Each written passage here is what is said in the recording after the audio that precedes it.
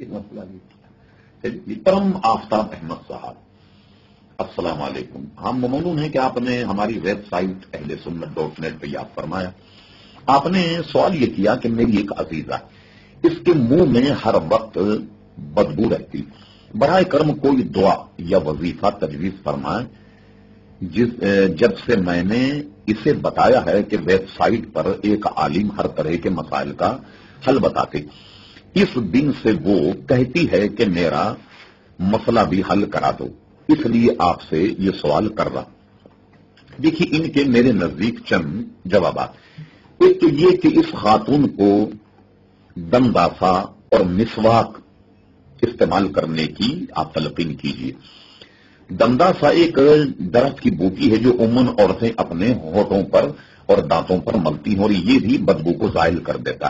اسی طریقے سے مسواک کرنا بھی بدبو کو زائل کر دیتا. اور یقیناً آپ نے تجربہ کیا ہوگا کہ مربجہ جو ٹوتھ پیسٹ اور برش وغیرہ استعمال ہوتا ہے وہ بھی بدبو کو دور کرنے کے لیے بہت زیادہ مفید ہے.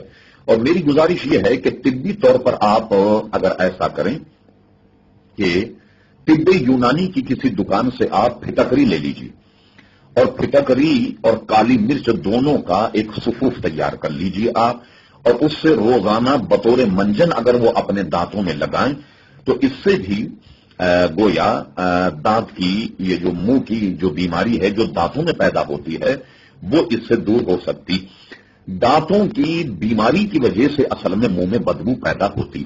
تو میں آپ کو ایک طریقہ بتاتا ہوں، آپ ذرا کاغذ قلم لے کر لکھ لیجئے، یا جو میں جواب دے رہا ہوں یا تو اس کو آپ ریکارڈ کر لیجئے اور یہ عمل کیا کریں. آپ کی عزیزہ، جب ہم وتر کی نماز پڑھتے تو نماز وتر میں الحمدللہ رب العالمین یعنی سورہ فاتحہ کے بعد پہلی رکعت میں اذا جاء نصر اللہ والی آیت پڑھیے، یعنی یہ سورت آپ پڑھیں، اور دوسری رکعت میں سورہ فاتحہ کے بعد میں آپ تبت یدا والی سورت پڑھیے، اور تیسری رکعت میں جس میں دعا قنوت پڑھی جاتی ہے سورہ فاتحہ کے بعد میں قل هو اللہ احد یعنی سورہ اخلاص پڑھیے، اور اس کے بعد دعا قنوت پڑھیے. آپ اس وظیفے کو ہمیشہ اپنا لیں گی تو آپ دیکھیے کہ دانتوں کے تمام امراض سے آپ کی جان چھوٹ جائے گی.